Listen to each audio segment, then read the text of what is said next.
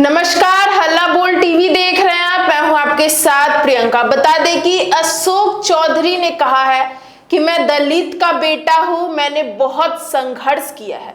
अशोक चौधरी ने सब कुछ कहा, लेकिन इतनी संपत्ति कहां से आई इसका जवाब अभी तक नहीं दिया है। क्या है ये पूरा मामला?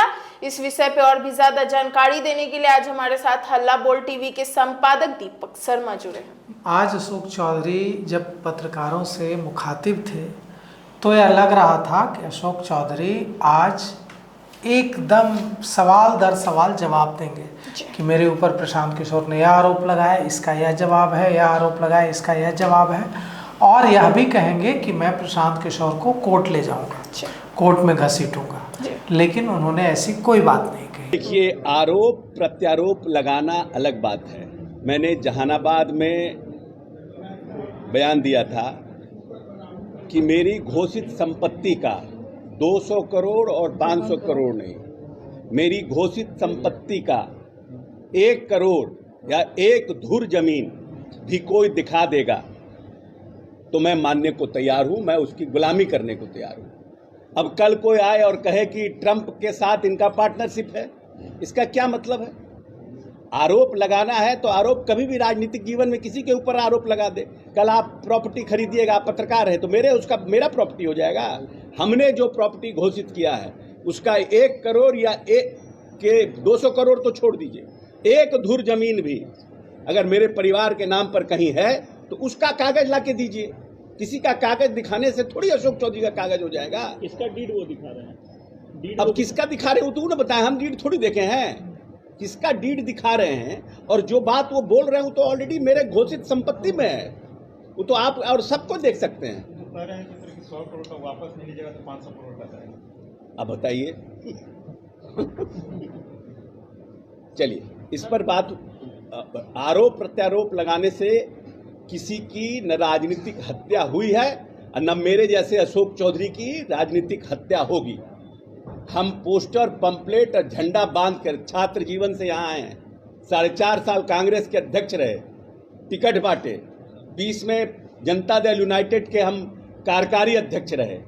किसी के चाहने से मेरी राजनीतिक हत्या नहीं होगी और मैं बहुत मजबूती के साथ बिहार में जो विरोधी हमारे उनके छाती पर चढ़ के राजनीति करूंगा।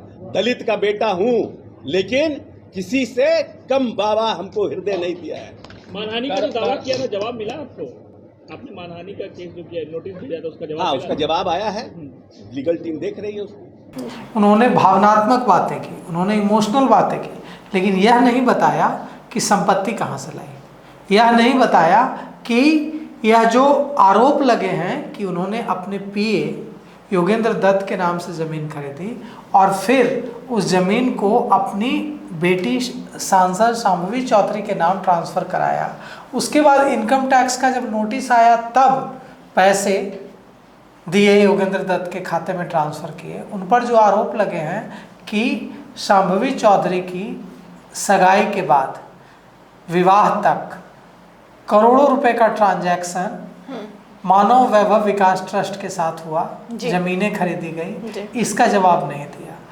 तो जो बातें की है उन्होंने कि मैं दलित का बेटा हूँ, मैंने बहुत संघर्ष किया है, मैंने पोस्टर बैनर बांधे हैं, मेरी कोई राजनीतिक हत्या नहीं कर सकता है, मैं एकदम सीना पर चढ़कर राजनीति करूँगा, सारी बातें उन्होंने की। लेकिन जब उनसे पूछा गया कि प्रशांत किशोर ने कहा है कि आप 100 करोड़ रुपए का नोटिस भेजे हैं उनको मानहानि का, अगर आप उस नोटिस भेजने के लिए माफ़ी नहीं मांगेंगे तो वे आपके 500 करोड़ की संपत्ति का खुलासा करेंगे जी। तो फिर हंसने लगे। वे हंसने लगे, उन्होंने कुछ नहीं कहा। एक और बात उन्होंने कही, उन्होंने कहा कि अब कोई कह दे कि अशोक चौधरी का रिश्ता ट्रंप से है। डोनाल्ड ट्रंप भी आ गए हैं, डोनाल्ड ट्रंप की एंट्री हो गई है इस पूरे मामले में। अशोक चौधरी ने दावा कर दिया है कि कल यह भी आरोप लगाया जा सकता है कि मेरी संपत्ति, मेरी जो पार्टनरशिप है वो डोनाल्ड ट्रंप के साथ भी है। तो अब सवाल ये उठता है कि मामले को हल्का करने की कोशिश कर रहे हैं अशोक चौधरी। जो सबूत रखे हैं प्रशांत किशोर ने उसको ऐसा बनाने की कोशिश कर रहे हैं कि यह दो राजनीतिक दलों, नेताओं के बीच आरोप प्रत्यारोप का मामला है।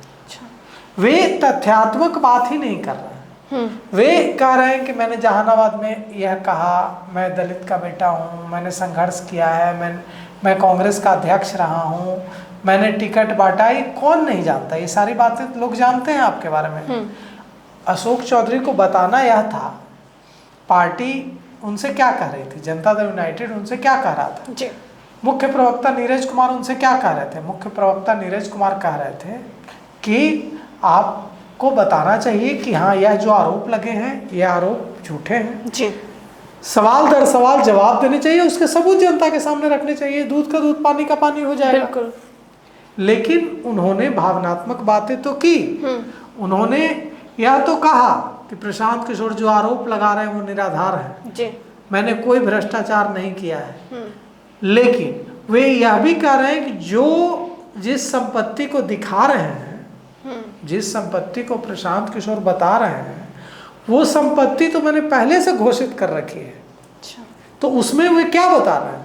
लेकिन वे कह रहे हैं, उन्होंने एक बड़ा चैलेंज दिया है प्रशांत किशोर को।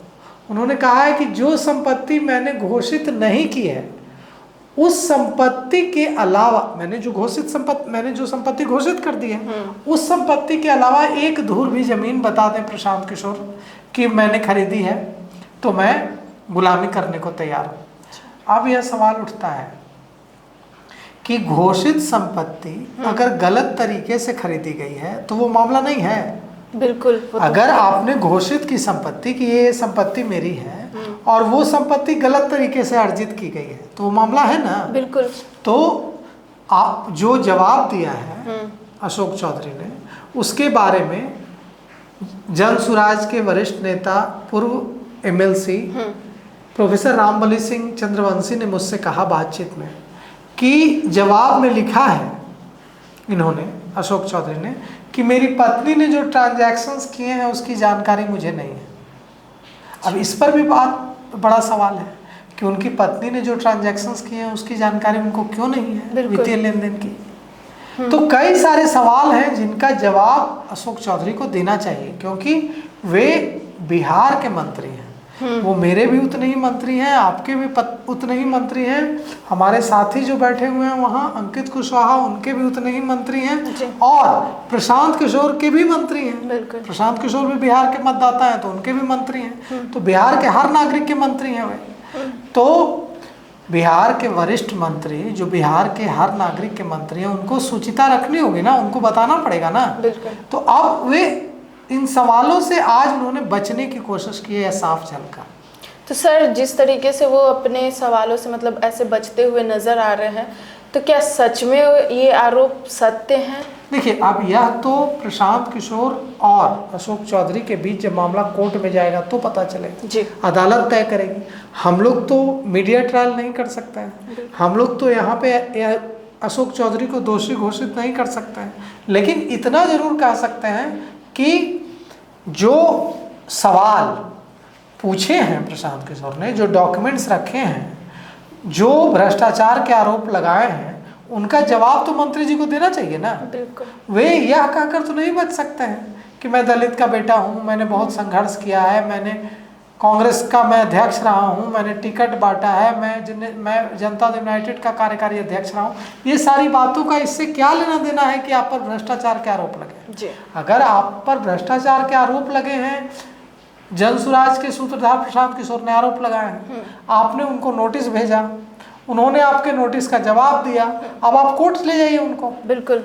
कोर्ट आप ले जाइएगा तो कोर्ट पूरे मामले की जांच करेगा, अदालत देखेगा, बिल्कुल, अदालत पूरे मामले को सुनेगी, कोर्ट देखेगा, और जब कोर्ट सुनवाई करेगा तो अदालत पूछेगी ना कि हाँ, आपकी ये आपने ये जो संपत्ति अर्जित की, ये कहाँ से की, कब ट्रांजैक्शन किया, और अशोक चौधरी को बताना होगा। अब देखिए, अशोक चौधरी के आज की बात से तो नहीं लग रहा है कि वे इस मामले को कोर्ट ले जाएंगे। सर, एक और सवाल है कि मतलब जेडीयू के कई नेता इस पे चुप भी हैं, जबकि जेडीयू के नेता अशोक चौधरी पे इतने ज़्यादा आरोप लगे हैं, तो वो लोग चुप क्यों हैं? नीतीश कुमार के साइड से भी कोई ऐसा जवाब नहीं आया? कई नेता मुखर होकर बोल भी रहे हैं। मुख्य प्रवक्ता नीरज कुमार एमएलसी हैं, उन्होंने देखिए एकदम कहा है कि अशोक चौधरी को सफाई देनी चाहिए, अशोक चौधरी को सबूत देना चाहिए अपनी बेगुनाही का, और अगर ये आरोप झूठे हैं तो प्रशांत किशोर की छाती पर चढ़ जाना चाहिए, बोल तो रहे हैं नीरज कुमार। और पार्टी की ओर से तो मुख्य प्रवक्ता ही बोलेंगे ना, हर नेता तो नहीं बोलेंगे। तो अब देखिए अगर अशोक चौधरी निर्दोष हैं तो यही तो कर रहे हैं ना नीरज कुमार, कि अगर अशोक चौधरी निर्दोष है और प्रशांत किशोर ने गलत आरोप लगाया तो आप उनको कोर्ट ले जाइए घसीट करके, उनकी छाती पर चढ़ जाइए कि आप कैसे मेरे जैसे ईमानदार व्यक्ति पर आपने कैसे भ्रष्टाचार के आरोप लगा दिए, अब आपको हम सजा करा कर छोड़ेंगे, या तो तब न माना। तो अब वो कोर्ट आज की उनकी बातचीत से लग नहीं रहा है कि वे कोर्ट ले जाएंगे मामले को। तो अब देखिए क्या कुछ होता है इस मामले में। तो सुना आपने कि किस तरीके से अशोक चौधरी पे जो आरोप लगे हैं उस आरोपों का जवाब देने से बचते हुए नजर आए। अब देखना ये होगा कि इस मामले में ये केस कहां तक आगे बढ़ती है। लेकिन सबको लेकर आपकी क्या राय है कमेंट सेक्शन में जरूर बताइएगा। इस पेशकश में इतना ही। आगे की खबर देखने के लिए बने रहे हल्ला बोल टीवी के साथ। धन्यवाद।